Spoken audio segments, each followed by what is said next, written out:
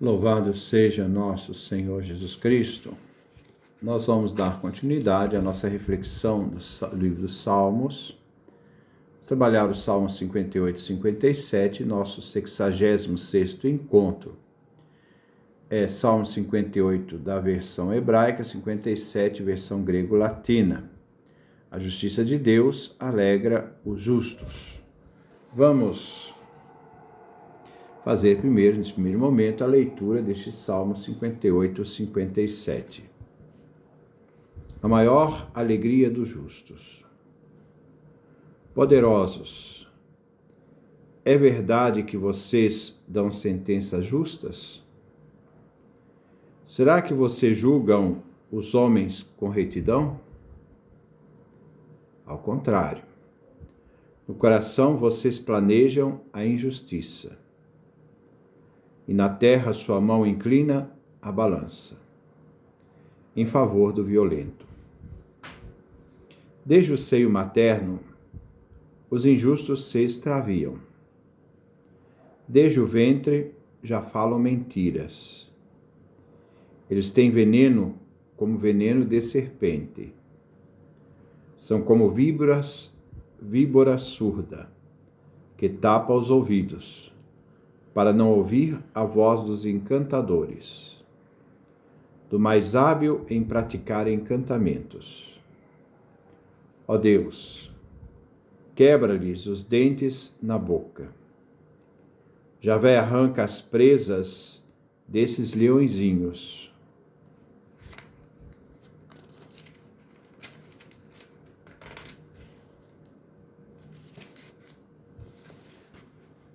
Que se diluam como água escorrendo, que murchem como a erva pisada, sejam como lesma, que se derrete ao caminhar, como aborto, que não chega a ver o sol. Antes que brotem, como espinhos no espinheiro, verdes ou secos, que o furacão os carregue. Que o justo se alegre ao ver a vingança, e lave seus pés no sangue do injusto. E os homens comentem: sim, existe um fruto para o justo, porque existe um Deus que faz justiça sobre a terra. Este é o nosso salmo que nós vamos refletir no dia de hoje. Trata-se de uma oração de súplica que pede a intervenção de Deus para exercer a vingança aos magistrados que deveriam exercer a justiça, mas não exerciam. Eles abusam do poder por interesses espúrios, e sendo juízes punidos, se possa evitar que os crimes cresçam e os pecadores façam penitência. Isto vale para hoje. É um salmo profético e é do período do pré-exílio da Babilônia. Versículo 2. Poderosos, é verdade que vocês dão sentenças justas? Será que vocês julgam com retidão os seres humanos? O que pode o povo quando os magistrados e governantes provocam violência e exploração? Como se defender da injustiça e opressão provocada pelos poderosos? A resposta à pergunta é negativa. É claro que não dão sentenças justas, não exercem suas funções com justiça. Não há honestidade nem retidão. Versículo 3. Não. Do fundo do coração vocês cometem injustiças, e na terra suas mãos se inclinam para a violência. Os poderosos e magistrados, na verdade, fazem planos perversos em seus corações. As suas mãos se inclinam para a violência. Refere que o juiz mau, com suas mãos pesadas, manipulam a balança. Manipulam com violência, pervertendo a justiça, manipulando em favor do violento e do malfeitor. Versículo 4. Os ímpios se extraviam desde o ventre materno. Desde o ventre falam falsidades, mentiras. O ímpio já desvia do caminho justo quando emerge do seio de sua mãe. O salmista quer dizer que ele se extravia do caminho bom, imediatamente ao nascer. Eles são maus desde o nascimento, pois os caminhos escolhidos são maus, sempre maus, e consiste na rebeldia, mentira e obstinação, e quer revelar o efeito corrosivo da natureza do mal, vinculado à falsidade. E o ser humano é responsável pela resistência, ignorando os conselhos dos sábios e bem-intencionados. Uma realidade presente do mal no ser humano. Mistério do mal, a resistência ao bem. Versículo 5. Seu veneno é como veneno de serpente. São como víbora encantada que fecha os ouvidos. Uma comparação, uma metáfora. O veneno do ímpio se compara ao veneno de serpente. É mortal. Se faz surdo, recusando ouvir a voz do encantador. Ele se faz surdo, conscientemente, resistindo à voz do sábio, que é o encantador. Pois o perverso fala mentiras, pois o veneno da cobra está na boca. E o veneno do juiz também está na boca, naquilo que ele profere. A serpente resiste para não ouvir a voz do encantador. Existe uma lenda que a serpente cola o ouvido na terra e coloca a cauda no outro ouvido para não ouvir o encantador.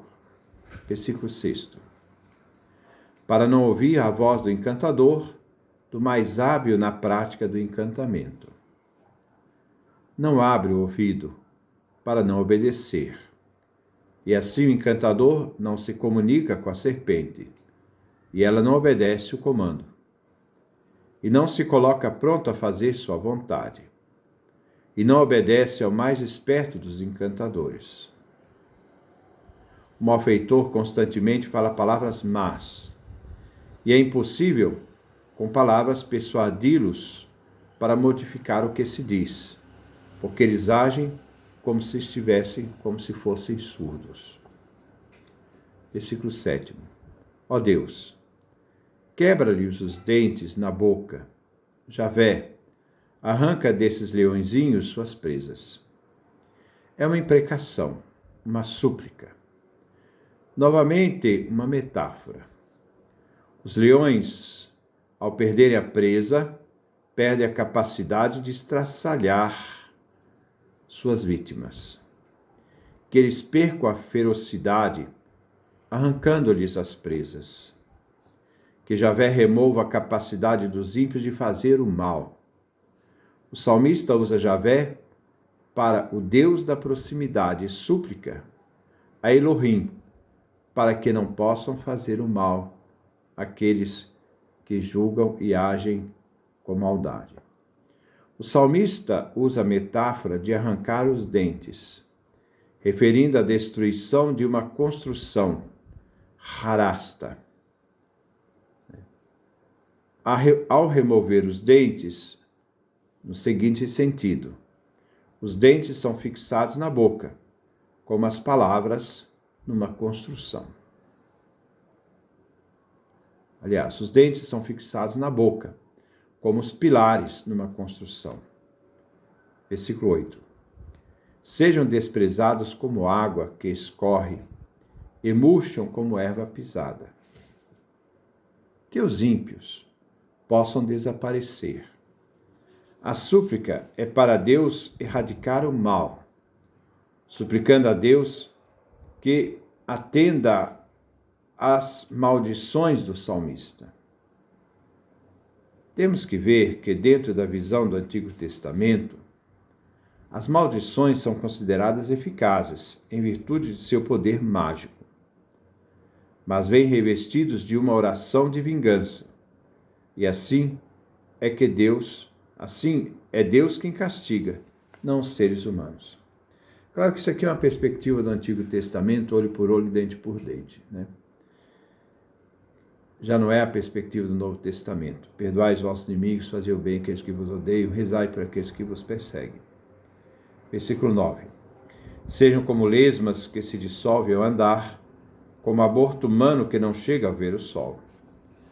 Novamente, as imprecações com maldições aos ímpios, para que Deus exerça o castigo aos maus.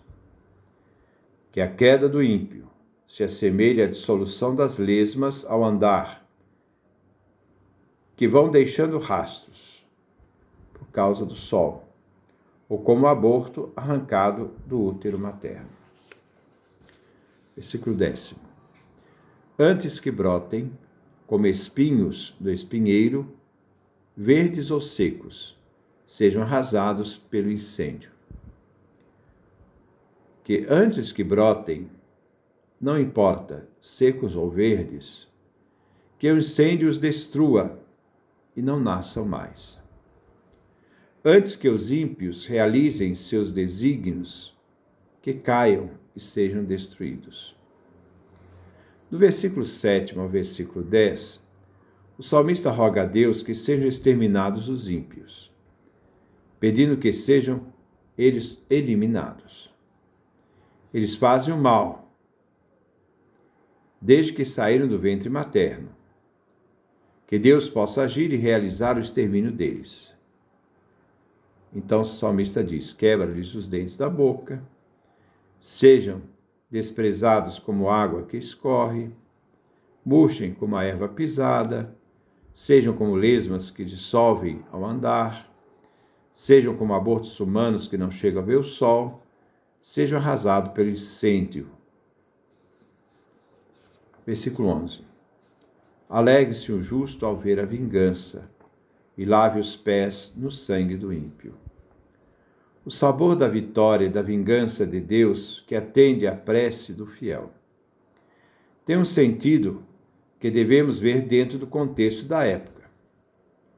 Tem um sadismo explícito aqui, alegrar com a destruição dos ímpios. O fiel se alegra vendo a vingança de Deus. O justo é um privilegiado, vendo total queda do mal. É claro que aqui é uma metáfora para falar do sabor da vitória, como também para falar desse sabor pela derrota dos maus. Versículo 12. E os homens comentem: sim, o honrado tem o seu fruto, pois existe um Deus que faz justiça na terra. Os justos que testemunharam a queda dos maus afirmam: o honrado tem o seu fruto, fruto de virtude, tem sucessos em seus empreendimentos. Existe um Deus que faz justiça na terra. Existe Deus Elohim. Existe a divina providência, que age na terra de acordo com a justiça estrita, que pune o mal e recompensa os justos. Que Deus nos dê a sua graça, a sua bênção, a sua face resplandeça sobre nós.